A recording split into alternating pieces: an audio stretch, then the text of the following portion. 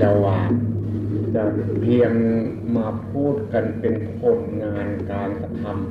ำในการปฏิบัติธรรมโดยเฉพาะโดยส่วนมากผมก็เป็นชาวพุทธเกิดมาแล้วพ่อแม่ก็ถือศาสนาพุทธผมบ่รู้จักคำว่าพุทธศาสนานะคือหยังนี่ผมบ่รู้แท้ๆ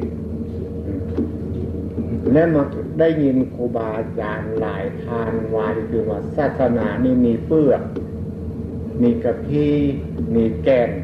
และมีแกนใจกลางของมันนะท่านเป็นว่าอันนี้เป็นคำพูดของผู้อื่นอันนี้วันนี้เพิ่นว่าการให้ทานการรักษาศีลทำสมถกรรมฐานอันนั้นเพิ่นก็ว่าเป็นพุทธศาสนาคือกันผมก็เพียงเข้าใจกับหมู่เพิ่นซื่อๆเรื่องนี้บ่แม่นผมรู้ของผมรู้จำมารู้จักกับคนอื่นว่าให้ฟังเรื่องนี้ต่อมาผมได้มาเจริญสติแบบง่ายๆให้ว่าง่ายสำหรับแต่ผมคนอื่นอาจจะว่ายากก็ได้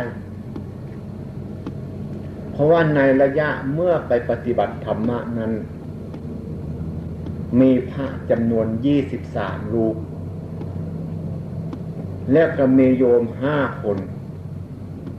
ผมรู้นะบุคือกันผมมันเป็นคนอีกแบบหนึ่งรู้แวกแนวหมู่ไปตอนรู้แวกแนวนี่ผมทิ้งคำรู้ผมตั้งแต่ก้อนผมทิ้งมัดผมตั้งใจเฮ็ดลองเบิ่งซื่อๆอย่างที่ผมรู้มานั้นผมว่าผมรู้ตามความจริงที่แรกผมรู้เรื่องรูปเรื่องนามนี่แหละก้อนที่รู้นั้นแมงป่องหรือแมงงอดเนี่ยตกใส่ขาผมเลยเกิดมีความคิดพิจารณาแมงป่องแมงงอดนี่ก็เป็นรูปเป็นนามมันก็มีกายมีใจคือกันกับเราข้าของเราเนี่ยนั่งอยู่เดี๋ยวนี้เนี่ยมันก็มีกายมีใจคือกันกับเราผมก็เลยรู้จักรูปอันนี้อันรูปกระดาษนั้นบ่แม่นอันนั้นเป็นรูปภาพบ่เป็นรูปผลมันเป็นรูปภาพผมเข้าใจอย่างนั้นรูปจริงคือขาเรานี้คือตนโตเรานี้อันนี้เป็นรูปเป็นนามนามกับรูปนี่มันติดกันอยู่นี่อันนี้เป็นรูปนามผมเข้าใจนะเมื่อรู้จักรูปนามแล้วก็รู้จักรูปธรรมนามธรรมอันรูปธรรมนามธรรมก็เป็นรูปเรานี่แหละอีกตื้มมาทำดีทำชั่วทำดีก็เป็นรูปอันนี้ทำชั่วก็เป็นรูปอันนี้ทำผมก็เลยรู้จัก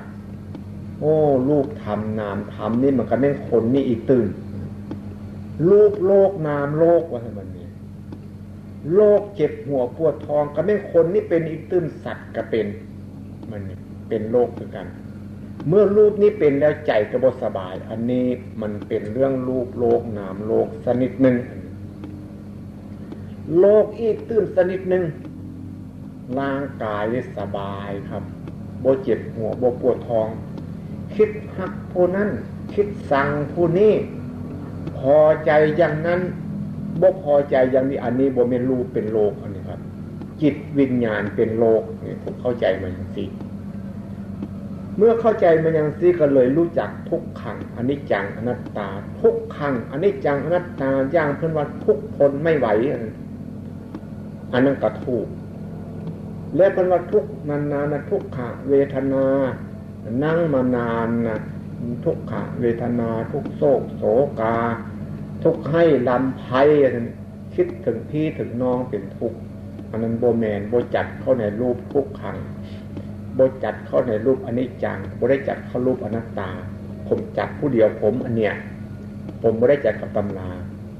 ตัวทุกขังตัวอนิจจังตัวอนัตตานั่นคือตัวเขานั่งอยู่ซื่อๆเนี่ยนะครับนั่งอยู่ซื่อๆนี่จิตทนอยู่บ่ได้ครับผมพลิกมือขึ้นคว้ามือลงยกมือไปเอามือมาผมรู้จักอันนี้มันเป็นทุกข์ไปว่าทนไม่ไหวเลยผมบ่เคยรู้จักอันนี้เป็นทุกข์แต่ก่อนครับ บัดนี้ผมมาพริบตาลองเบิ่งพริบตานี่ก็เป็นทุกข์อีกตึมแล้วทุกข์แปลว่าทนไม่ไหวมันเป็นอย่างซี่อยู่ตลอดมาเราทำไมจึงบ่ฮู้อันนี้ได้ว่าเราจมอยู่ในทุกข์เราอยู่ในทุกข์เราเข้าไปอยู่ในความทุกข์เราก็เลยบ่ออกจากความทุกข์ได้ก็เลยบ่เห็นความทุกข์ผมเลยเทียบเอาไว้ว่าผมนี่อยู่ในมุ้งกลางมุ้งและผมนอนอยู่ในมุ้งหลบยุงหลบหีนนี่เขาว่าลีนนะครับลีนยุงเป็นภาษากลางแล้วผมหลบเข้าไปอยู่ในนั้นหีนยุงเลยว่าไปกัดผมก็เลยบุกจักหีนบุกจักยุงวันนี้ผมออกจากมุ้งมาอยู่ข้างนอกวันนี้หีนมันกัดยุงมันกัดคันว่าลีนยุงกับพอที่จะเข้าใจแล้วครับมันมากัดเราเมื่อมันมากัดเราก็เรารู้จักว่าทุกนี่ก็หมายถึงว่าทนไม่ไหวอันนั้นมันบ่แม่นนะตัวเลนตัวยุงมากัดเราไล่มันหนีได้บ่จัดเข้าไปในทุกขังอันนี้จังนัตตาจัดอยู่ในรูปทุกขเวทนาทุกโศกโศกาทุกให้ลำไพผมจัดผู้เดียวผมอันนี้ตัวทุกขังตัวอนิจจังตัวอนัตตามันคือตัวพริบตานี่เป็นตัวทุกตัวพริบตาเลือดซ้ายแลขวาพริบขึ้นพริบลงนี่เป็นตัวทุกขังเป็นตัวอนิจจังเป็นตัวอนัตตาผมเข้าใจมาครับบัดนี้ต้องมาหายใจเข้าหายใจออกลงบนแต่ก้อนนั้นผมทำพุทโธผมรู้จักว่าหายใจเป็นทุกข์ครับผมทำมานานพุทโธของยุบนี่ผมทำมานานผมบ่รู้จักว่าอันนี้เป็นทุกข์บัดนี้ผมมาหายใจเบิ่งมันเป็นทุกข์มันจัดอยู่ในรูปทุกขังรูปอนิจจังรูปอนัตตาทั้งนั้นมันเป็นรูปอันนี้ครับ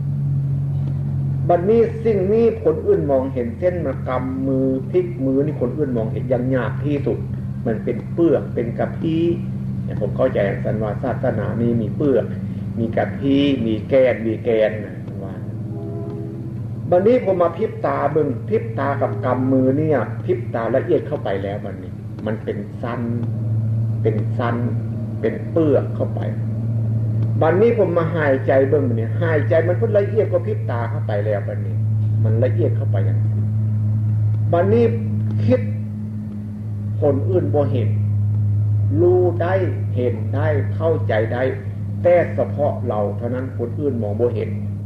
นี่จัดอยู่ในรูปทุกขังอันนี้จังหน้าตาทั้งหมดมูลครับทุกอันนี้พัฒนาบ่ได้ตอนนี้ตอนทุกความพอใจบ่พอใจได้พัฒนาได้ตอนทุกการเคลื่อนไหวทุกขังอนิจจังอนัตตานี่พัฒนาบ่ได้แต่กันเลยเบื่อครับเบื่อการเป็นคนเบื่อการเป็นสัตว์เห็นสภาพสัตว์และสภาพคนนี่มันมีการเคลื่อนไหวจมอยู่ในทุกข์ทั้งหมดแล้วผมเห็นอย่างนี้ผมก็เลย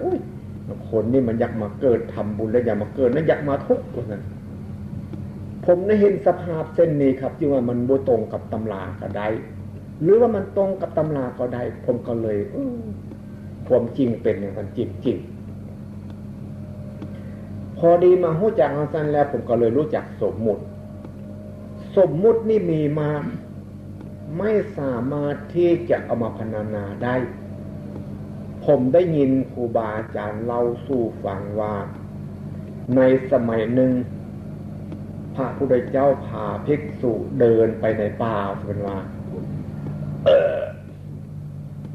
พระพุทธเจ้าเลยเอามือล่วงลงกำเอาใบไม้แห้งเทียมกำมือเดียวแล้วยกมือขึ้นมาถามภิกษุจำนวนไปกับพระพุทธเจ้านั้นหลายรูปเพิ่นว่าภิกษุทั้งหลายใบไม้ในป่ากับใบไม้แห้งในกำมือของเราตถาคตนี้เอามาเปรียบเทียบกันแล้วอันใดจะมากน้อยกว่ากันภิกษุที่จำนวนไปกับพระพุทธเจ้านั้นก็เลยตอบพระพุทธเจ้าว่าใบไม้ในป่านั้นมีมากครับ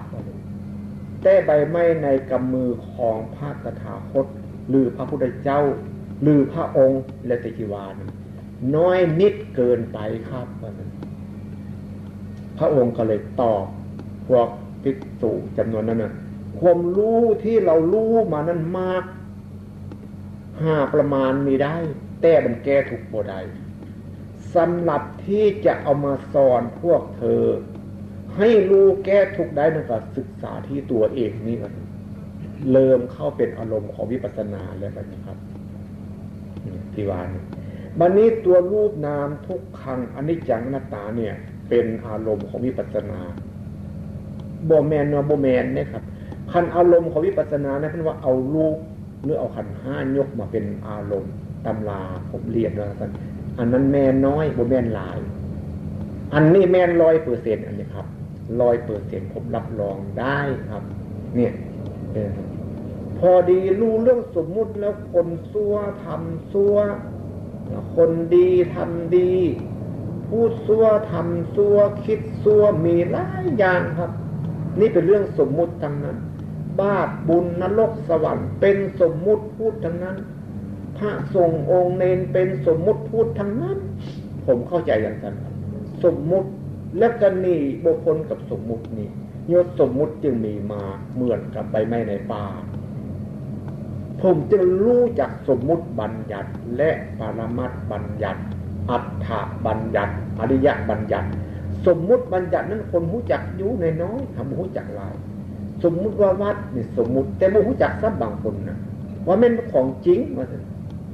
สมมุติพระสงฆ์ที่เขาบวชนี่ก็ว่าแม่นของจริงว่าซั่นผมเองผู้หนึ่งครับ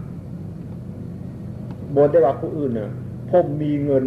แต่ก่อนครับเงินเหรียญ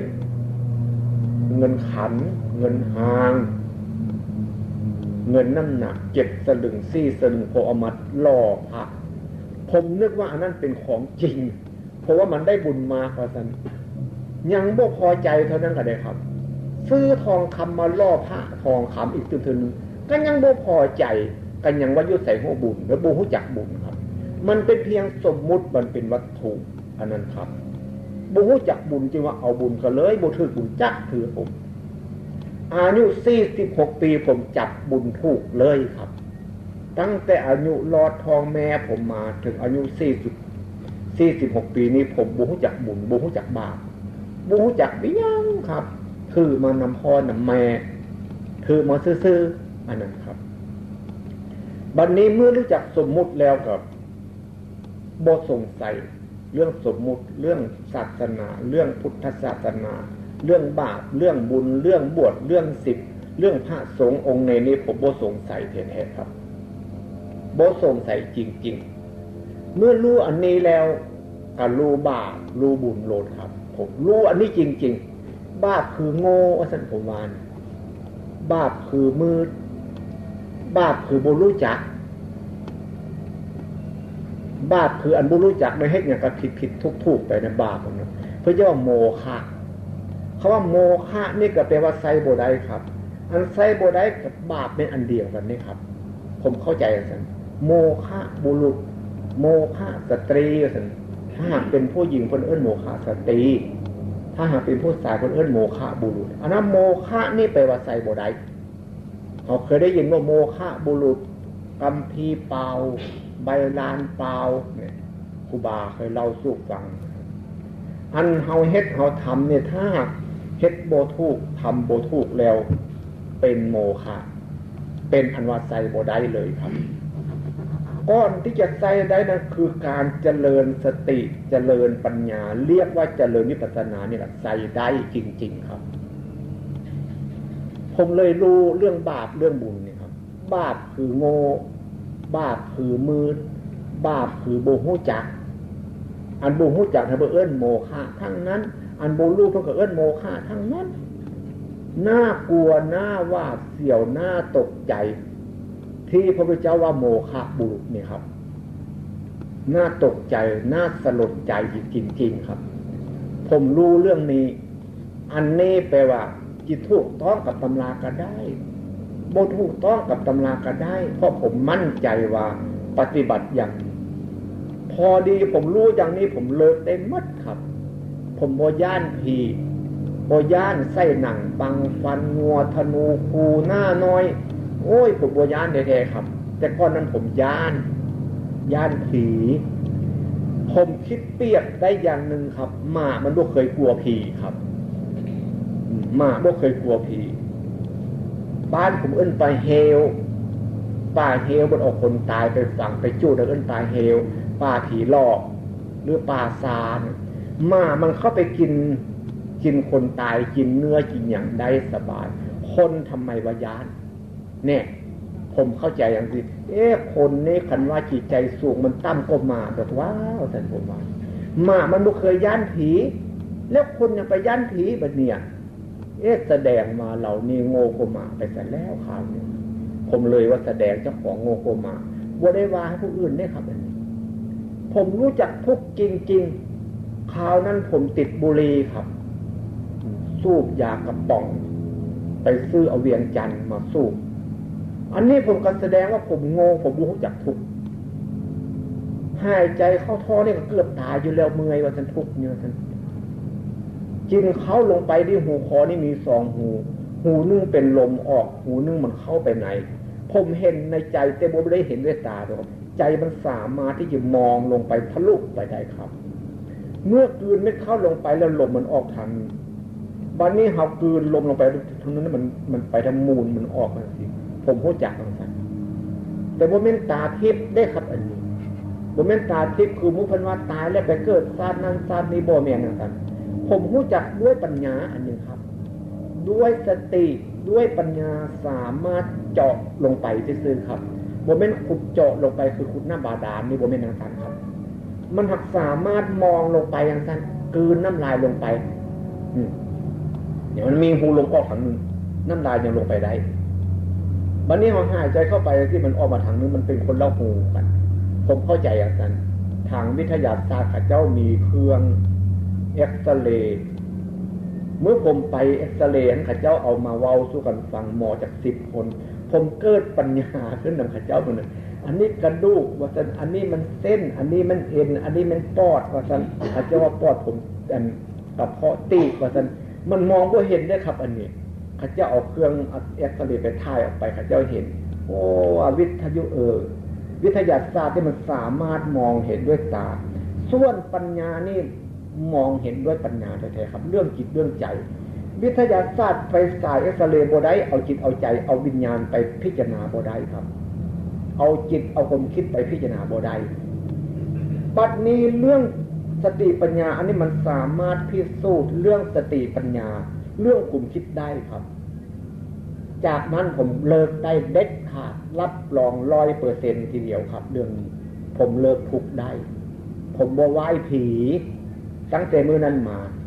เทวดาผมก็บ่ไหว้ครับผมบ่ไหว้ไผทั้งหมดใครว่าในโลกนี้ผมบ่ไหว้ทั้งหมดครับไหว้หยังตั้งหลวงพ่อมาไหว้พระซุมื้อนี้ผมเคารพตัวเองเคารพว่าเจ้าของทำดีแล้วบัดนี้ไผสิว่าทำชั่วก็ตามสร้างแล้วเรื่องสมมุติว่าผมก็เลยว่ายกมือขึ้นกับเคารพตัวเองว่าเห็นว่าใจตัวเองนี่ดีแล้วอย่างยกมือขึ้นไหว้หมู่ได้อันนะโมตัสสะนั่นว่ากันนะโมตัสสะภะคะวะโตแปลว่าขอนอบน้อมแด่พระผู้มีพระภาคเจ้าพระองค์นั้นอะระหะโตแปลว่าผู้ไกลจากกิเลสสัมมาสัมพุทธัสสะพระพุทธเจ้าตรัสรู้เองโดยชอบว่าเพิ่นรู้จริงเพิ่นเคารพตัวของเพิ่นจริงเขายกมือว้าเนี่ยเฮาใจเฮาดีแล้วครับวันนี้เป็นการเคารพคนทั้งโลกเลยครับเนี่ยไก่จะกิเลสไก่จะฆ่าศึกไผสิตีเขายกมือไหว้อยู่แล้วที่ก็จำเป็นแล้วครับทนบ่ไหวเขาเจ้าจิตตีขี้ฆ่าเขาเจ้าจิตดาเขารู้จักสมมุติเนี่ยครับเรื่องความตายนี่ผมจึงเอาบ่กลัวตายบ่กลัวผีบ่กลัวเทวดาพี่มันอวดดีผูกเงินอยู่ได้บ่ได้เทวดามันดีเฮ็ดนาเป็นบ่เฮ็ดเป็นซ้ำปูบ่นอนเป็นบ่ตำเสื้อตำผ้าเป็นบ่เป็นซ้ำเนี่ยมันจึงบ่กลัวผีบ่กลัวเทวดาคนนี่เฮ็ดได้ไปกลัวผีกลัวเทวดาครับบัดนี้ลองคิดเบิ่งแม่ครับหมู่ท่านขัดสิว่าไปขออภัยจักน้อยได้ครับเรียนปริญญาแม่นบ่ครับได้ปริญญาหลายคนแม่นบ่อยู่นี่ครับได้บ่ครับมีหลายองค์อยู่บ่ได้ปริญญาครับปริญญาตรีปริญญาโทได้หลายคนเป็นบ่ครับได้บางคนครับแล้วก็ยังบ่เข้าใจยังย้านอยู่นั่นย้านมีประโยชน์เป็นหยังมันเฮ็ดหยังซอยเฮาเรียนหนังสือเทวดามาเรียนซอยบ่เรียนเอาเองบ่ต้องไปเสื้อเลือกงามยามดีบ่เสื้อแท้ๆผมตั้งแต่มื้อนั้นผมบ่เสื้ออันนี้แหละ เป็นอารมณ์ของวิปัสสนาเบื้องต้นที่สุดเป็นเปลือกเป็นกะทิมันนะครับนี่ที่ผมบอกให้ฟังมื้อนี้นะต่อจากนั้นผมเป็นวิปัสสนูตอนเป็นวิปัสสนูนี่ผมบ่รู้ผมแสดงทำให้เทวดาฟังเนี่ยมันรู้นอกตัวแล้วมันออกจากตัวแล้วได้เนี่ยครับมันไปติดความรู้แล้วแบบนี้แสดงทำให้ผีฟังแสดงทำให้คนมีปัญญาฟังแบบนี้เอาแล้วมันลืมตัวมืดเลยบ่รู้จักตัวแล้วแบบนี้อันนี้เพิ่นว่าคนลืมตัวคนลืมตัวนี่เพิ่นว่าคนประมาทคนประมาทนี่ถึงมีชีวิตอยู่กับมือกับคนตายแล้วว่าซั่นมันเน่ามันเหม็นมันสามารถก็ไปทุกสิ่งทุกอย่างพอตอนแรงมาครับเขาบันนี่ละครับผมอาบน้ำแล้วผมมาเดินจมกรมคล้ายๆคือผมคิดมันคิดหมดประโยคมันครับผมก็เห็นผมคิดผมเข้าไปในความคิดรู้อันนั้นคิดรู้อันนี้เดินไปมุ่นแรงมานั้นคล้ายๆคือมีคนมาผลักมาซุกหรือมายูว่าทางกระไดครับวูบค้างนี่ครับโอ้ยมันไม่อย่างมาต่ำนี่มาตำกับมาชนอันเดียวกันได้ครับ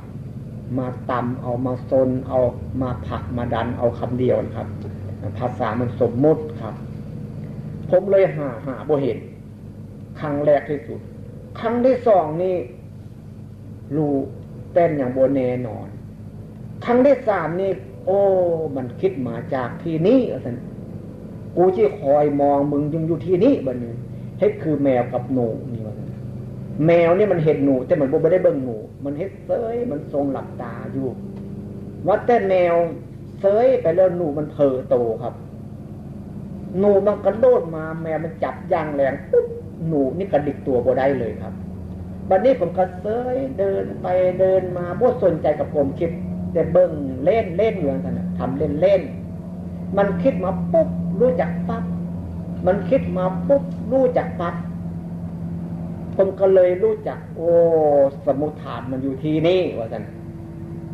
อันนี้แหละเป็นแผ่นดินนะซั่นผมเข้าใจมันวัตถุหมายถึงแผ่นดิน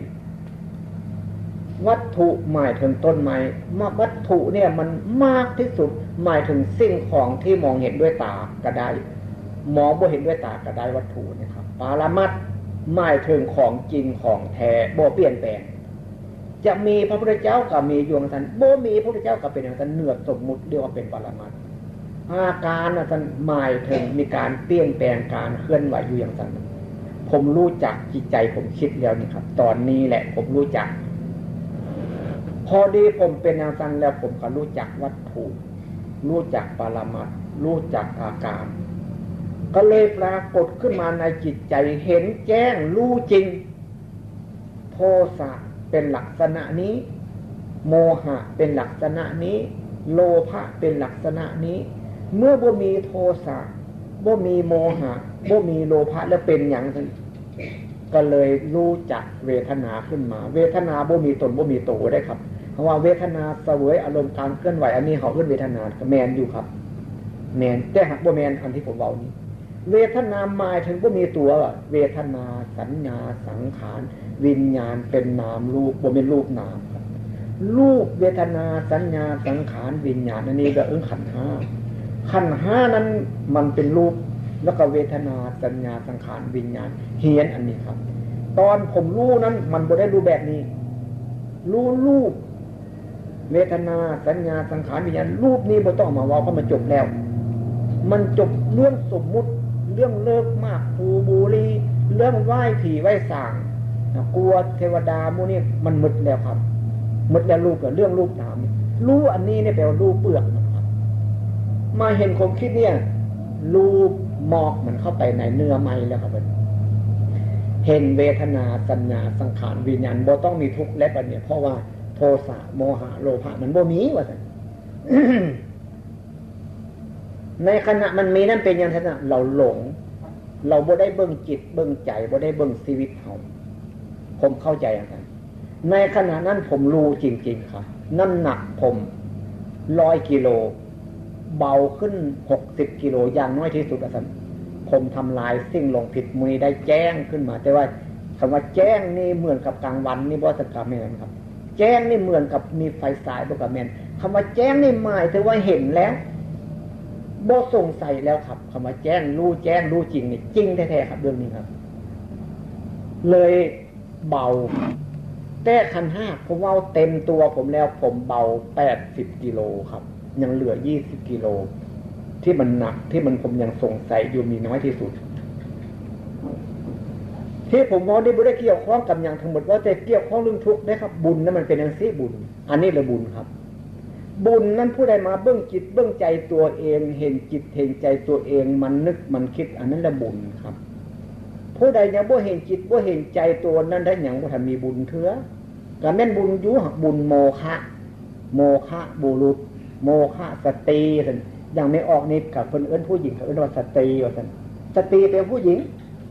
บ่เห็นจิตเห็นใจตัวเพิ่นเอิ้นว่าโมฆะสตรีว่าซั่นผู้ชายได้คันบ่เห็นจิตเห็นใจตัวก็เอิ้นโมฆะบุรุษผู้ชายได้เป็นบุรุษครับแม่นบ่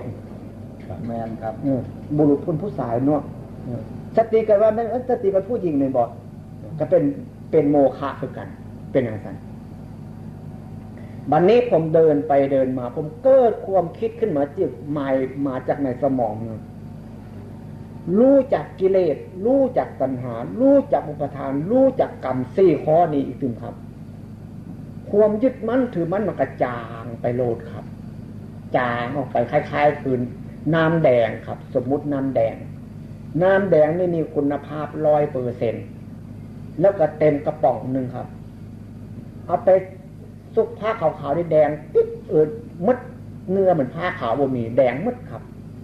นี่คนลืมตัวเป็นอย่างไรครับบัดนี้น้ำแดงคุณภาพบ่มีแต่ปริมาณมันเต็มกระป๋องอยู่คือเก่าให้ว่าน้ำยอมไม้ว่าสำคัญกันได้บ้านผมเนี่ยว่าน้ำยอมไม้เอาไปย้อมผ้าขาวบ่กินปริมาณมันเต็มกระป๋องกระตำซ่าแต่คุณภาพบ่มีเอาไปย้อมผ้าขาวในบ่กินครับย่างกินกันน้อยที่สุดผมเปียกไปน้ำดำน้ำซิ่วน้ำอย่างคือกันมัดคุณภาพมันเสื่อมแล้วท่านบาดเนี่ยเมื่อคุณภาพเสื่อมแล้วผมก็เลยว่าเอิ้นว่าอยู่เหนือทุกข์ว่าท่านเจ้าของมาอยู่เหนือทุกข์เหนือสิ่งเหล่านี้แปลว่าผู้มีจิตใจสูงคำว่าใจสูงหาเว้าซื่อๆได้ว่ามนุษย์ใจสูงที่ใจสูงตายไม่ยังก็เครียดอยู่บางคนเว้าเพราะนั้นมนุษย์ใจต่ำมันเป็นมนุษย์ใจสูงใจสูงนี่หมายถึงว่ามันความโกรธเกิดขึ้นบ่ได้ความโลภเกิดขึ้นบ่ได้ความหลงเกิดขึ้นบ่ได้ความยึดมั่นถือมั่นกิเลสตัณหาอุปาทานกันได้เกิดขึ้นบ่ได้เด้ครับยังถูกต้องว่าเป็นผู้มีจิตใจสูงนะครับมันเป็นอย่างนั้นตอนนี้เลยจบพักนั้นผมนอนครับมันเป็นปีติตอนคนรู้ปฏิบัติวิปัสสนาเบื้องแรกนะให้จำไว้ให้มันดีผู้ใดทุกคนเนี่ยพอดีมันรู้ให้มันมีอารมณ์ให้มาจับรูปนามในรูปนี่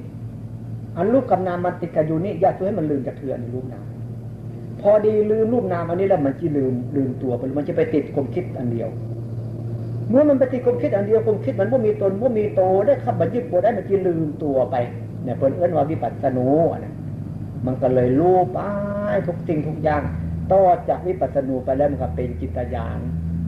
มันก็เป็นวิปลาสอันจินตญาณแปลว่ารู้ไปทั่วไปเลยหาจับจุดบ่ได้รู้ไปจับจุดบ่ได้แก้ทุกตัวเองบ่เป็นเนื้อเอิ้นจินตญาณแต่ตำราอาจินีบ่มีกระบุกอย่างแล้วครับผมก็เลยมานอนบัดนี้นอนไปนอนก็หลับแล้วบัดนี้ตื่นพอดี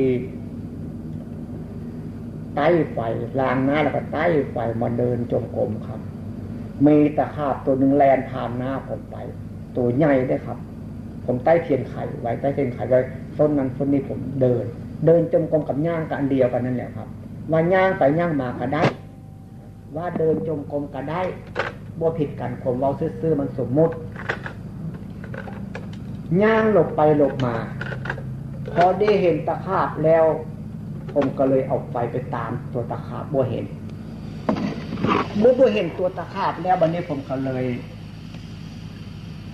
เอาไฟมาไว้ของเขาผมก็ย่างไปย่างมามันเลยปรากฏขึ้นภายในจิตใจตัวอีกตื่นเธอหนึ่งว่าศีลกำจัดกิเลสอย่างหยาบสมาธิกำจัดกิเลสอย่างกลางปัญญากำจัดกิเลสอย่างละเอียดโอ้อันกูว่า ศีลสมาธิปัญญาอันศีล5ศีล8ศีล10ศีล227ศีล300ศีลที่สูนี้นั้นมันก็กำจัดกิเลสอันนี้บ่ได้เด้อันว่าอธิศีลสิกขาอธิจิตตสิกขาอธิปัญญาสิกขาอันเฮียนน่ะก็แม่นอยู่มันหักบ่แม่นแม่นแท้ๆมันบ่ได้ศีลขันธ์5เฮานี้มีศีลขันธ์สมาธิขันธ์ปัญญาขันธ์ขันธ์แปลว่าหยังสมันถามตัวเองครับขันธ์แปลว่ารองรับขันธ์แปลว่าต่อสู้ขันธ์แปลว่าขันธ์ดีที่สุด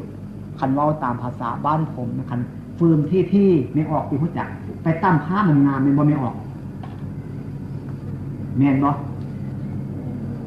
ขันธ์ฟืมจานตั้มผ้าบ่งามแม่นบ่ขันธ์แปลว่าที่บ่เนี่ยขันธ์แตกตักน้ำบ่ได้กินนะฮะขันที่แล้วขันดีเนี่ยตักน้ำได้กินตักเข้าใส่บาตรให้พระก็ได้เอาไปตักน้ำมากินก็ได้เอาไปสู้ออกสู้แกงสู้ปนเข้าใจว่าโอ้กำจัดกิเลสอย่างหยาบ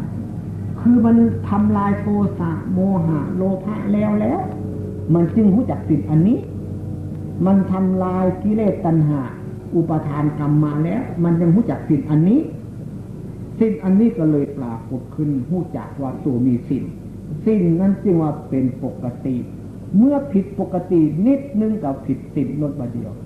ผมก็เลยรู้จักอันที่ผมไปนั่งสมาธิไปนั่งจะนั่งซ่าท่านพระพุทธเจ้าสอนธรรมศาสตร์ซื่อๆนี่นะว่าเรารู้จักธรรมศาสตร์การเคลื่อนไหวไปมานี้อันนี้ยังทุกข์ว่าสันมันไม่สงบแบบนั้นนะอันแบบผมเอาเนี่ยก็บอกเป็นแบบสงบได้ครับแบบการเห็นแจ้งแบบการรู้จริงซื่อๆนี่ได้อันสงบนั้นบ่แม่นครับบ่แม่นอันนี้มันบ่แม่นสงบอันนี้มันเป็นการเคลื่อนไหวการเห็นแจ้งการรู้จริงอันเนี้ยอันสงบอันนั้นมันบ่แม่นสงบอันนี้แต่กระทุกสงบคือกันสงบอันนี้มันสงบจากโทสะสงบจากโมหะสงบจากโลภะสงบจากกิเลสสงบจากตัณหาสงบจากอุปทานสงบจากความหลงผิดสงบมัดทุกอย่างครับอันเนี้ยมันเป็นอะไรกันผมก็เลยรู้จักโอ้จำพวกที่ไปทำกรรมฐานพอผมเว้าสู่ฟังและหนังสือก็มีอีกตื้นหนึ่งครับว่าจำพวกรูปสารอรูปสารนี่ครับผมก็เลยรู้จักอันนี้โอ้รูปสารซี่อรูปสารซี่ไปเกิดในรูปผมอรูปผมนั้นมันเรื่องหลงทางอันนี้ว่าท่านคนบ้าอันนี้บ่ฮู้จักผมหักว่าให้ผมเองพอดีผมฮู้จักท่านผมก็เลยมีความปรากฏเกิดขึ้นเรื่องกิเลสกามาสาวะภาวาสาวะวิสาสาวะกามนี่จำพวกไปนั่งกรรมฐานหลับหูหลับตาอยู่นั่นแหละกามครับติดกามแปลว่าสงบอันนั้นกามมาสาวะยังมีกามอยู่ครับพวกนั้นภาวาสาวะยังหวังพบหวังชาติตายแล้วเกิดชาติหน้าชาติโอ้ยจังใดฮู้ก็บ่ฮู้จักเรื่องตำรานะครับอวิชชาสาวะคือบ่เห็นแจ้งบ่รู้จริงว่าสิ่งเจ้าของเฮ็ดผิดนั้นซื่อๆนี่นะครับนี่อวิชชามันไปอย่างนั้นครับผมเลยรู้จักอันนี้เมื่อรู้จักอันนี้ผมก็เลยมาบวกลบคูณหารในตัวเองว่าบัดนี้ถ้าหากเราทำบุญนั้นได้บุญบ่ท่านได้อยู่บุญอันนั้นมันบ่เป็นบุญอันนี้บุญอันนั้นกับบุญอันนี้มันคนละบุญกันนั่นเองวันนี้ทำบุญด้วยกายเอากายนี้ไปทำบุญซื่อๆคือเฮาตักบ้านหรือไปส่งจังหันไปเพลเนี่ยปากเขาบ่เว้าใจเขาบ่คิดดีซื่อๆว่าซั่นมีประโยชน์อันใดจะมีประโยชน์อย่างหนึ่งมันหักบ่ได้สมบูรณ์มันบัดนี้มีแต่เว้าซื่อเฮ็ดบุญท่านั้นเฮ็ดบุญท่านี้รักษาศีลอย่างนั้นรักษาศีลแต่การกระทำบ่มีประโยชน์อย่างใดก็รู้จักอย่างนี้ขึ้นมามีประโยชน์จังไหนเราก็รู้จักขึ้นมาบัดนี้ใจคิดซื่อบัดนี้หักบ่เฮ็ดบ่ทำมีประโยชน์อย่างใดจะรู้จักไปบัดนี้บ่ปากบ่เว้าเฮ็ดโลดบัดนี้บ่เฮ็ดใจคิดมันตรงกันข้ามมันมี6อย่างครับที่ผมเว้าเนี่ย1เอามือทำ2เอาปากเว้า4เอาใจเฮ็ดโดย1เอามือทำ2เอาปากเว้า3เอาใจคิดบัดนี้ทางดีนะบัดนี้ทางชั่วคือกัน 1เอารูปนี้ทำ2เอาปากนี่เว้าซัวใจเอาคิดซัว3อย่างนี้มีน้ำหนักผิดกันอย่างไรรู้จักอย่างสิครับรู้จักจริงๆรับรอง 100% คันว่าพันก็ว่าได้เด้ครับอันนี้ครับรู้จักจริงๆเรื่องนี้ครับพอรู้จักเรื่องนี้เอาบัดนี้มือก็เฮ็ดดีบัดนี้เว้าก็เว้าดีบัดนี้ใจก็ใจดีบัดนี้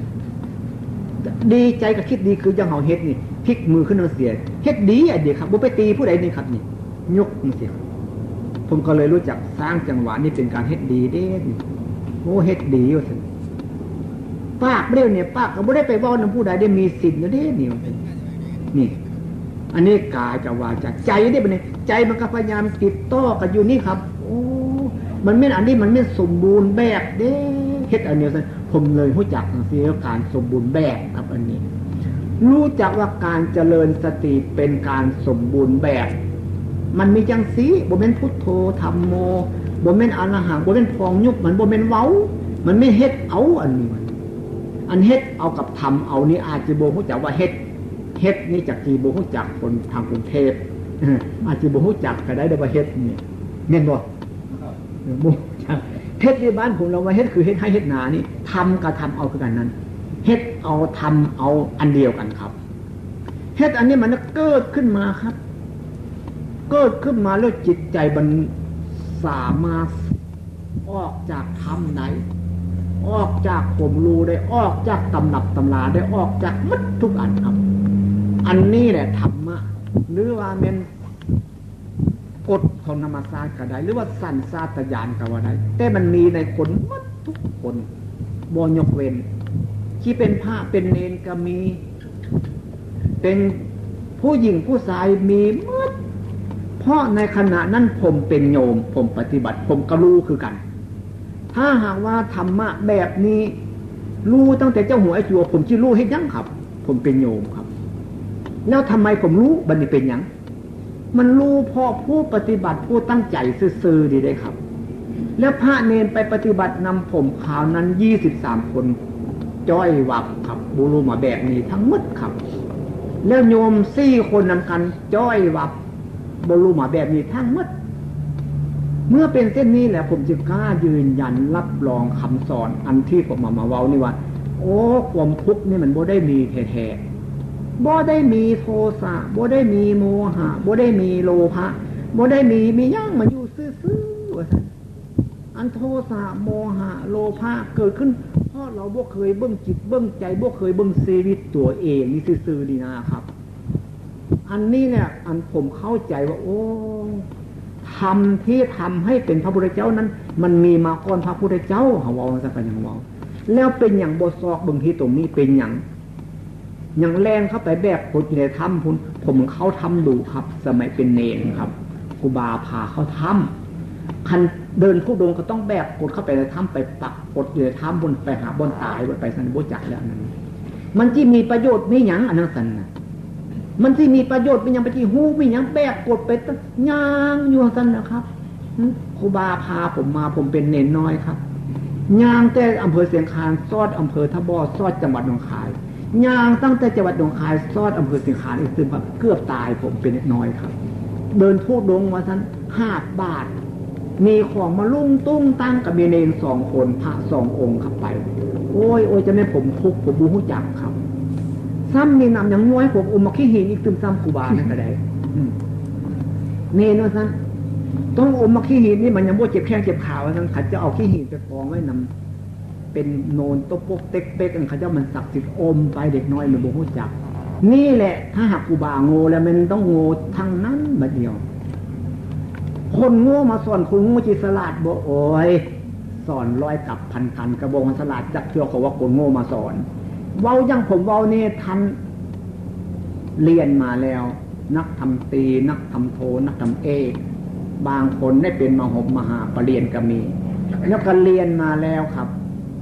ป.1 ป.2 ป.3 ป.5 ป.7 นี่อย่างหูละครับผมก็บ่รู้จักเรียนมาแล้วเจนนั้นม.6 หรือปริญญาตรีปริญญาโทเรียนมาแล้วเฮ็ดใดที่บ่เข้าใจผมบ่จังเสียคันบ่เข้าใจก็บ้ามันก็เต็มที่สนุกว่าผมว่าเนี่ย เว้าซื่อๆนี่ภาษาคนไทยเว้ากันบ่ฮู้จักมันก็บ่ได้เรื่องเลยผมก็เป็นคนไทยนี่ครับคนกรุงเทพมาที่นี่ฟังภาษาภาคอีสานเว้าบ่ได้เรื่องบ่บ้ามันก็บ่เต็มทีละเว้ยมันก็คงสิรู้จักกันเนี่ยขวบ1 2ขวบนี่ฟังหลายเทื่อมันก็ต้องรู้จักที่มันต้องเข้าใจดีครับอันสมมุตินั้นสำเนียงบ่คือกันครับเหมือนกับเขานี่แหละครับข้าวเจ้าก็กินข้าวสุกคือกันบ่ได้กินข้าวเปลือกข้าวเหนียวก็กินข้าวสุกคือกันบ่ได้กินข้าวเปลือกหรือว่าข้าวเจ้ากินข้าวเปลือกเป็นบ่เป็นข้าวเหนียวกินข้าวเปลือกเป็นบ่กินบ่เป็นต้องกินข้าวสุกทั้งนั้นครับมันเป็นอย่างนั้นนี่แหละคำว่าโมฆะโมฆานคันโมฆะกับข้าวเจ้าอันเนี้ยอันนั้นโมฆะกับข้าวเหนียวอันนี้มันกับบ่ทึกเรื่องเลยอันที่ผมรู้ผมว่านี่ครับมันเป็นคำสอนของบุคคลที่รู้อย่างนี้ครับจึงเอาเรื่องนี้มาเว้า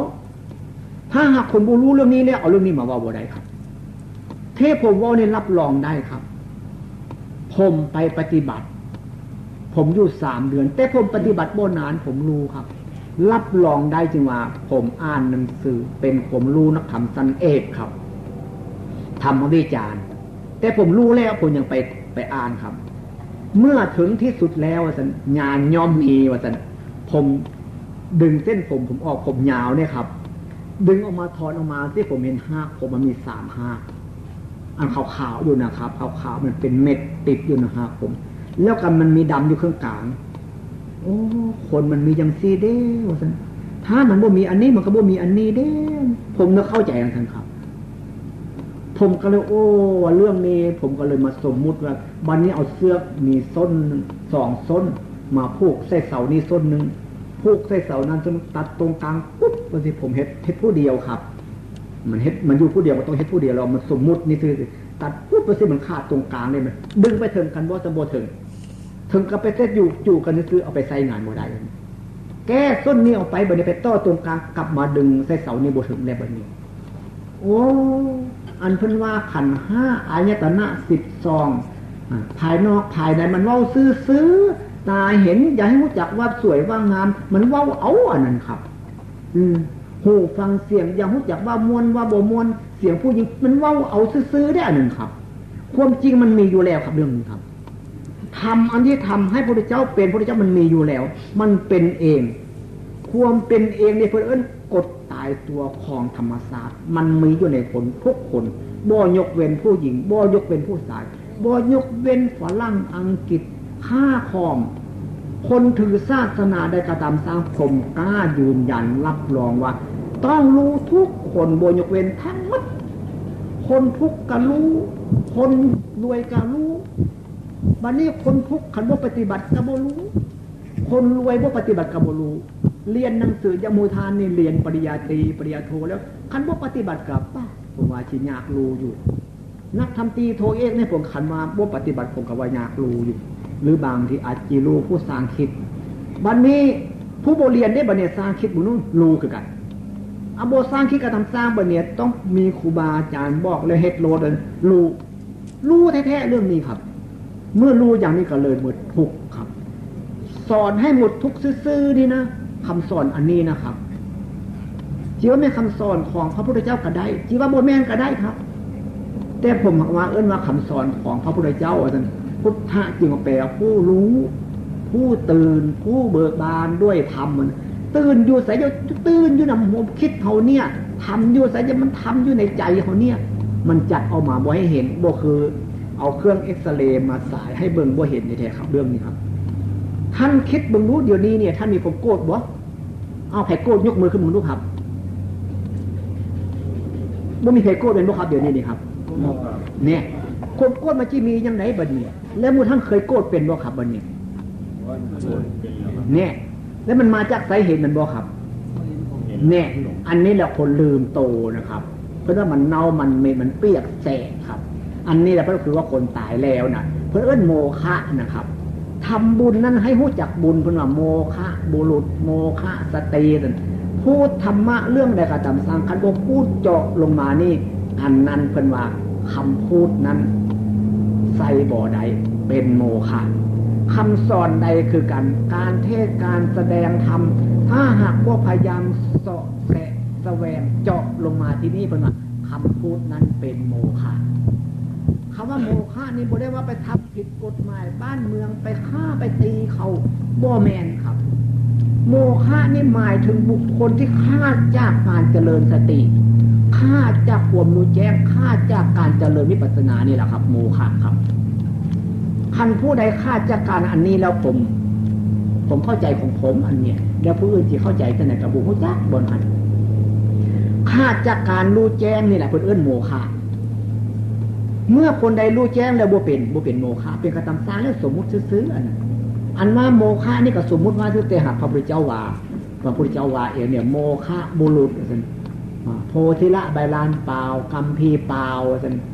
ว่าผมได้ยินอันเนี้ยเพิ่นว่าสู่ฟังพ่อแม่เคยว่าสู่คำว่าโมฆะนี่แปลว่าบ่รู้ จะเริญวิปัสสนาจนตายกับบ่รู้มันบ่ถูกทางแล้วครับเมื่อกับขุดน้ำนี่แหละครับคันขุดน้ำบ่ถูกสายแล้วขุดจนตายแล้วบ่ได้กินน้ำจะเถื่อผู้หัน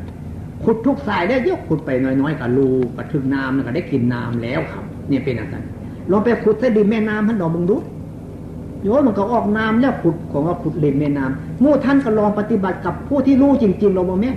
มองให้ฟังทุกเช้าทุกเย็นทุกเช้าทุกเย็นเวมันก็เกิดปัญญาของมันก็ต่อเข้าไปมันก็รู้สินะอันนี้คันไปปฏิบัตินะอันนั้นก็อาจารย์วิปัสสนานะอันนั้นก็อาจารย์วิปัสสนาเฮ็ดจนตายครับบัดนี้แบกกดเข้าไปในถ้ำในเหวไปนั่งภาวนาพุทโธอรหังของยุบอนาคตามนะครับเฮ็ดมืดที่มืดยันแล้วก็โอ้ยศาสตร์นี้อย่างบรรพบจะได้ให้เป็นอุปนิสัยเป็นปัจจัยกลับขึ้นมาสร้างโบสถ์สร้างศิลป์สร้างกุฏิวิหารสร้างศาลาการประเรียนเว้าเอาอันนั้นว่าแบบโง่อันนั้นครับแบบคนโง่เว้าอันนั้นบ่แม่นคนฉลาดเว้าอันนั้นครับคนฉลาดเว้ามันต้องรู้ที่ครับผมรับรองครับอันเนี้ยถือศีลก็ได้บ่ถือศีลก็ได้ทำบุญก็ได้บ่ทำบุญก็ได้แต่ว่าให้เฮ็ดแท้ๆได้แล้วครับบ่แม่นสิมาเว้ายกมือเว้าแวกพาไปนอนอยู่ซั่นก็บ่แม่นอีกตึมล่ะครับอันนี้เดินจงกรมคันเดินแล้วเมื่อยแล้วก็ไปนอนอยู่กับบ่แม่นอีกตึมครับต้องพูดจริงทำจริงเป็นคนจริงได้ครับอย่างรู้ครับเรื่องนี้นี่แหละผมรู้เรื่องนี้ผมจึงสามารถยืนยันรับรองได้ว่าบ่หมดยุคบ่หมดสมัยความเป็นพระนั้นบ่ได้ขึ้นอยู่กับไผทั้งหมดขึ้นอยู่กับบุคคลที่รู้เท่านั้นซื่อๆผมเป็นโยมครับในขณะนั้นผมไปเมืองลาวเขาเป็นเจ้าคณะเมืองเขาเว้าเรื่องศาสนาเซนครับแล้วผมก็บ่เคยรู้จักว่าศาสนาเซนศาสนาญี่ปุ่นนี้อายุ10 ปีก็เป็นพระได้สันลาวานะแล้วผมก็ก็บ่รู้จักเด้อบ้านเฮาก็อายุ20 ปียังเป็นพระได้เด้ครับว่าลาวก็ว่าคือกันอันนั้นมันบ่แม่นศาสนาพุทธสันลาวานะความจริงพระเจ้าคณะเมืององค์นี้โง่ที่สุดครับโง่ที่สุดแม่บวชจนเป็นเจ้าคณะเมืองแล้วยังบ่รู้จักเรื่องพุทธศาสนาเน้นบวชจึงเข้าสุขที่ซื่อเสียเข้าญาติโยมซื่อๆครับจริงๆครับเรื่องนี้ครับ บ่สมควรครับแล้วเจ้าของบวชมาตั้ง20 ปี30 ปีจนเป็นเจ้าคณะเมืองแล้วนะครับเฮ็ดได้บ่รู้ศาสนาญี่ปุ่นนะครับเราเว้าให้ฟังผมรับรองได้เดี๋ยวนี้ครับอายุ10 ปีก็ตามสร้าง5 ปีก็ตามผมได้สอนเด็กน้อยอายุ9 ปีครับ11 ปีนี่ผมสอนมาแล้วครับพอดีจิตใจเปลี่ยนครั้งทีนึงแล้วผมถามเป็นพระได้บ่เป็นได้ครับเขาว่าเป็นได้พอยังเพราะผมบ่หลงว่าท่านจะว่าจิตใจมันเบาว่าท่านจะว่าเด็กน้อยเคยมาอยู่กับผมเจ้าคณะเมืององค์นั้นบวชมาได้ตั้ง30 กว่าพรรษาแล้วนะครับแล้วหาว่าบ่เป็นได้ศาสนาของญี่ปุ่นนะบ่แม่นศาสนาพุทธว่าซั่นแน่ที่แท้ตัวเองบ่รู้จักศาสนาพุทธซ้ำครับคำว่าศาสนาพุทธที่มันแบ่งไปหลายสายครับแต่ก่อนผมกับบุหูจักมีหินญาณมีมหายานเถรวาทธรรมยุทธมหานิกายเดี๋ยวนี้ผมดูหนังสือหลายเรื่องแล้วครับเนี่ยศาสนาเซนศาสนากงเต็กศาสนาอย่างมีตั้งแต่ความจริงแล้วมันเป็นลัทธิครับความจริงแล้วพยายามเสาะแสะแสวงหาทางดับทุกข์นี่ซื่อๆนี่นะศาสนาใดก็ได้ครับคันถ้าหากว่าดับทุกข์นี้บ่ได้บ่เป็นศาสนาเซนบ่เป็นศาสนาพุทธบ่เป็นมหายานบ่เป็นเถรวาทบ่เป็นอย่างทั้งหมดเป็นโมฆะอยู่ซื่อๆเนี่ยนี่แหละเพิ่นเอิ้นโมฆะบุรุษโมฆะสติโมฆะหมายถึงใส่บ่ได้ เจริญวิปัสสนาอยู่จนตายกันยังไซบ่ได้วางซีสะครับว่าซื่อๆนี่บวชมาจนตายกันยังบ่รู้จักว่าการบวชนั้นเป็นโมฆะครับทำบุญกองกฐินบางสกุลผ้าป้ายังบ่รู้จักว่าบาปคืออย่างบุญคืออย่างอันนั้นก็โมฆะโมฆะนั่นแปลว่าบ่รู้จักบ่รู้แจ้งบ่รู้จริงคนบ่รู้จักบ่ได้รู้แจ้งบ่ได้รู้จริงยังบ่รับรองคำสอนของพระพุทธเจ้าหรือบ่รับรองคำสอนตัวเองอันนั้นคือว่าตกอยู่ในอำนาจของโมฆะคนใดรับรองคำสอนของพระพุทธเจ้าคนใดรับรองคำสอนของตัวเองยืนยันว่าสอนแล้วสามารถรู้ทุกคนอันนั้นเป็นว่านักปราชญ์เป็นว่าบัณฑิตนักปราชญ์นี่อยู่นำกันนี่แหละครับอยู่นำคนผู้ที่รู้กับผู้ที่บ่รู้เท่านั้นครับ ที่ผมนำมาเล่าให้ฟังนี่ครับนี่วิธีผมปฏิบัตินี่ผมที่ไปใส่การทำสร้างผมที่เว้าอย่างซีขันบ่ได้เว้าอย่างซีแล้วมีประโยชน์เป็นยังผมก็เป็นโจรผู้นึงครับมหาโจรที่เดือดที่สุดในโลกว่าซั่นนี่เพิ่นว่าอันมหาโจรที่เดือดที่สุดในโลกนะเฮาคิดว่าเป็นโจรไปลักเงินลักของพุ่นบ่ก็แม่นอยู่อันนั้นก็ได้ครับผมอ่านหนังสือครับดาบหมกในจีวรว่าซั่นนี่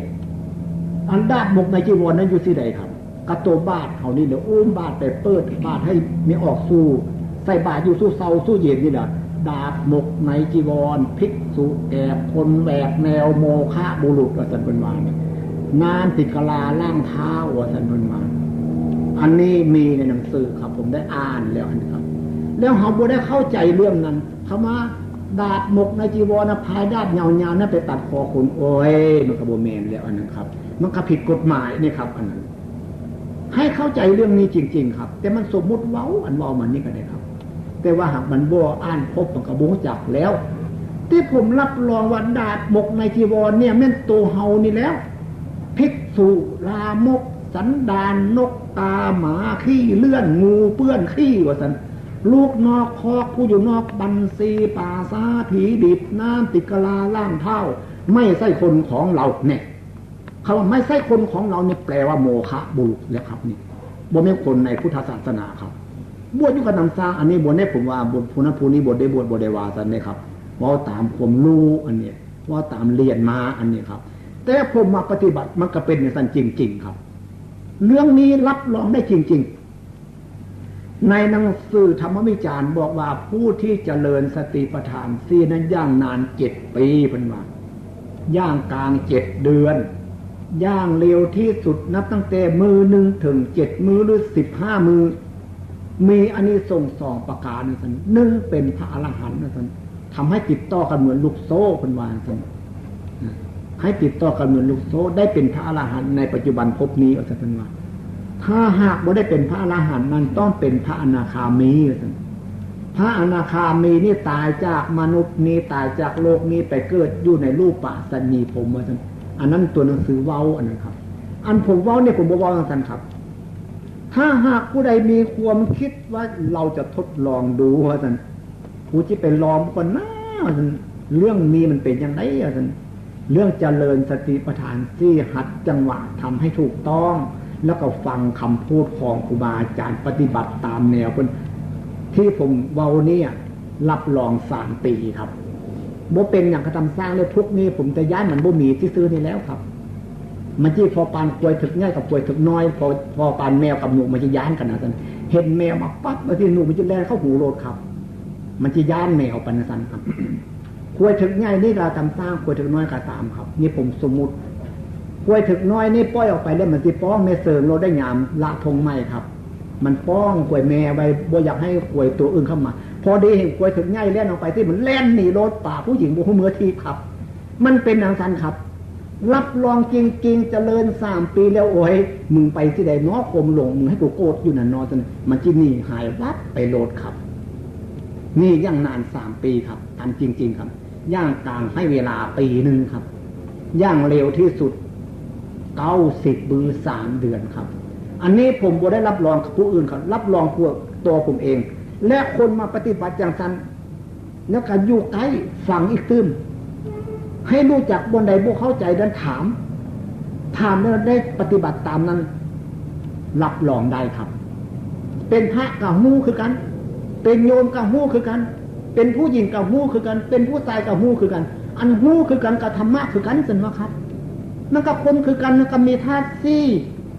มีธาตุดินธาตุน้ำธาตุไฟธาตุลมคือกันมันก็มีขันธ์ห้ามันก็มีรูปมีนามมันก็มีเวทนาสัญญาสังขารวิญญาณคือกันมันก็มีคือกันสนุกครับมันจะไปเลือกตั้นวรรณะว่าคนถือศาสนานั้นศาสนานี้มียังครับคนเห็นกันมันก็บ่ทุกข์แล้วครับวันนี้มันก็บ่ฮักมันก็บ่สั่งกันก็สบายสันเท่านั้นซื่อๆดีนะครับมีเท่านี้ผมว่าอันเนี้ยเรื่องหลักวิชาการที่ผมรู้มาเนี่ยครับนอกจากนี้แล้วเรื่องทำบุญเรื่องรักษาศีลอันนั้นเป็นสังคมให้รู้จักสังคมตอนถึงที่สุดของทุกนี้นะครับผมเป็นวิปลาสอยู่ประมาณจะ5 นาทีครับผมลืมอารมณ์มัดลืมรูปลืมนามลืมมัดครับผมไปติดสุขโอ้ยเกิดมาในชีวิตนี้กูบ่เคยเป็นอะไรจ้าเธอวะนะเบาโอ้ยให้ว่าบ่มีอันที่ว่าเปรียบบ่ได้ครับเบานะสาธุเอาเงิน100 ล้านพันล้านมาซื้อก็เป็นบ่นอนเสียบ่มีแล้วเฮ็ดจังได๋ก็บ่มีแล้วกูล่อพระเงินล่อพระทองคำสร้างโบสถ์สร้างศิลป์เขาบ่เคยเป็นจังซี่ไปติดอันนั้นครับย่างไปย่างมาดูโอ้ยมันยังว่าเป็นจังซี่เนาะจนมันลืมโตครับมันไปติดสุขก็ผิดครับกลับเข้ามากำมือปุ๊บโอ้อันนี้พี่เด้อเดินบันไดมาเบิ่งผมคิดโอ้ตัวความคิดจริงๆนั้นมันบ่ซะมันทุกข์มันบ่ซะมันสุขมันอยู่ซื่อๆอันมันสุขเมื่อกี้เนี่ยอันนั้นก็เป็นกิเลสอีกตื่มแล้วครับเนี่ยกิเลสบ่รู้จักกิเลสคนคันบ่รู้จักกิเลสมันกิเลสได้เนี่ยครับมันก็รีบบ่ได้แล้วคือผมอยากสูบยานั่นแล้วครับคันอยากสูบยาตัวนั้นเอามาสูบซะมันก็บ่เห็นจักเทื่อแล้วผมทุกกิเลสนั่นน่ะพอดีบัดนี้ไว้สูบบ่ได้แล้วสูบยาผมเอายากระป๋องมาวางค้างผมเนี่ยผมรู้จักเรื่องรูปเรื่องนามนี่แล้วก็โอ้ยมึงเก่งปานใดสูบบ่รู้ซั่นน้ำตาไหลเข้ามาแล้วจับรู้จักบ่ได้แล้วว่าท่านมันเอามาใส่ปากบ่ได้เอามาใส่บ่ได้ครับบ่อนุญาตเอามาบ่ได้จักอันเรื่องกิเลสนี่มันบ่มีประโยชน์ดอกครับสู้สติปัญญาไม่ได้ครับสติปัญญานี่สามารถที่ควบคุมกิเลสได้ทุกแง่ทุกมุมที่เฮาเข้าไปในที่มืดครับเฮาต้องการอยากได้ความสว่างเฮาจะเฮ็ดจังได๋จุดไฟเป็นบ่ครับจุดไฟขึ้นแล้วความมืดมันแล่นไปบ่มันมีผู้เดียวเองมั้ยนี้ความมืดอ่ะซั่นไผว่าเป็นได้บ่มีสมมุติเฮาอยู่ศาลานี่ครับไฟฟ้าเสียลองปิดซิไฟปั๊บมืดโลดวันนี้เฮาอยากได้ความสว่างก็สว่างแม่สว่างแม่จางภาวนา100 ปี1,000 ปีไว้วอนให้เทวดาองค์ใดมาให้มันสว่างมันบ่มาสว่างคนสลาดเข้ามาปุ๊บจับสวิตช์ปั๊บไฟมันวิ่งเข้าไปหาหลอดสว่างโลดอันความโกรธความโลภความหึงก็เส้นเดียวกันครับบาปก็คืออันเดียวกันบุญก็คืออันเดียวกันถ้าหากคนสลาดซีลงมาเบื้องจิตเบื้องใจเฮานี่รู้จักลดกับมือกันกับจับสวิตช์ปุ๊บมันคิดมาก็เห็นปั๊บรถสว่างรถทุกหยุดรถแมวมีกำลังเต็มที่แล้วงูออกมานี่มึงตายแล้วบะเดียวว่าซั่นนั่นเป็นอย่างนั้นครับที่นำมาเล่าให้ฟังนี่ก็พอที่จะจำได้ครับถ้าหากสนใจจริงๆแล้วให้ปฏิบัติถ้าใครบ่สนใจแล้วก็เป็นธรรมดาเพิ่นว่าให้ฟังอีกตื่นบทนึงเขาว่าบัวซี่เราเพิ่นว่าเรามีพลนำแล้วว่าซั่นคอยแต่แสงตะเวนออกมาดอกไม้กระบาลโลดซั่นเล่าที่2พ่นน้ำขึ้นมาพอสมควรนี่ยังจูบ่เต็มเพียงแดดออกมา2 มื้อ 3 มื้อกระบาลเล่าที่3นั่นยังอยู่น้ำพอที่เปียน้ำอยู่ปอแปะอยู่แดดออกมาหลายมื้อแล้วก็น้ำลดลงดอกบัวกระพ่นขึ้นกระบาลได้เล่าที่4นั่นยังจมอยู่ในตมพุ่นว่าเพิ่นว่าน่ะยังเป็นอาหารของปูของปลาของสัตว์ของเต่าอยู่แต่อันที่ผมเว้านี่ก็คล้ายๆคือกันครับคนที่มีปัญญาฟังแล้วโอ้บัดใดหลวงพ่อนี่ว่าให้เบิ่งผมคิดนี่เด้ซั่นคนรู้จักเบิ่งผมคิดแล้วบางคนยังบ่ทันรู้จักว่าเบิ่งผมคิดจักมองตาใดฮู้ตัวบ่รู้จักวองซั่นนะว่านี่ดอกบัวนะแสงตะเวนเอามาแล้วบานเฮ้ยบ่รู้จักตัวอันนั้นก็คล้ายๆคือว่ายังจมอยู่ในตมพุ่นแล้วครับผู้พันยังบ่มีโอกาสยังบ่ทันมีเวลาเทื่อครับแต่ว่าฟังหลายๆครั้งหลายๆคนอาจจะเป็นก็ได้ครับเพราะว่ามันยังลึกครับมันยังบ่เคยคิดสิ่งที่บ่เคยได้ยินมาผ่านหูเฮานั้นให้เฮาเข้าใจคำว่าตัดสรู้นี่ให้เข้าใจตัดสรู้เนี่ยครับคำว่าความรู้เกิดขึ้นมาปุ๊บอย่าเข้าไปในความรู้ออกจากความรู้อันนั้นมาเป็นวิชาค คันเข้าไปในความรู้อันนั้นเป็นอวิชชาจึงเฮามาเว้ากันเรื่องปฏิจจสมุปบาทเรื่องเป็นปัจจัยการอันนั้นเป็นสมมุติเว้าซื่อๆแต่ความจริงบ่ต้องเว้าหลายว่าอวิชชาคือเฮาบ่รู้ตัวเฮานึงบ่รู้การเคลื่อนการไหวการไปการมานี่นึงอวิชชาแบบนึงคือบ่รู้ความคิดอันนึงนี่ไม่เป็นอย่างนั้นเมื่อรู้ความคิดรู้สึกตัวตื่นตัวอยู่เสมอนะเพิ่นเอิ้นคนมีสติแต่ว่าคนมีปัญญาตื่นตัวอยู่เสมอเพิ่นมาเป็นผู้บ่หลงว่าซั่นอันนี้ที่นำมาเล่าให้ฟังนี่ครับเพราะว่ามื้อนี้ก็สมควรแล้วครับเพราะว่ามื้ออื่นนี่ครับเป็นมื้อที่โอ้ยบ่มีมื้ออื่นเนี่ยครับมื้อแลงนี่แหละที่ได้เดินทางแยกย้ายจากกันไปผู้ที่อยู่นี่ก็ขอให้พยายามฝึกฝนอบรมพูดกันให้รู้จักมีอารมณ์อย่างที่ผมว่ามานี่ถ้าหากว่าคันบ่รู้อารมณ์อันนี้ต้องปฏิบัติให้รู้เมื่อบ่รู้อันนี้แล้วคนที่เป็นวิปัสสนูที่เป็นวิปลาสที่เป็นจินตญาณเขาจะแก้เขาบ่ได้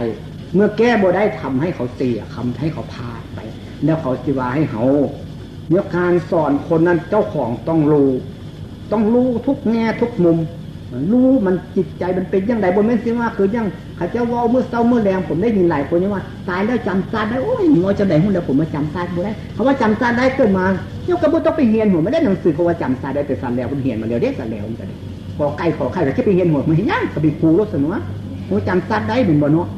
อันผู้สอบได้นักทำตีทำตัวก็จะไปเรียนมายังนักทำตีทำตัวผู้สอบผู้จำซาได้กับปริญญาตรีปริญญาโทจะไปเรียนมันซ้ำซากอีกตื่นหนึ่งนะเกิดมากับไปว่าเอารถสนุนปริญญาตรีปริญญาโทก็ได้มันก็คนจำซาได้สนะอันนั้นคนบ้าเว้าอันนั้นบ่เป็นคนดีเว้าครับเว้าซื่อๆนี่แหละเนี่ยครับเว้าโดยอ่านคนดีเว้ามันต้องกล้าครับคนอวดดีมันบ่กล้าครับอันนี้บ่แม่นอวดดีได้คนมีดีเอามาเว้าสู้ฟังซื่อๆนี่ได้ครับเดี๋ยวนี้นี่ครับอันนี้ก็สมควรแล้วจบไปเพียงแค่นี้ครับมื้อนี้ครับ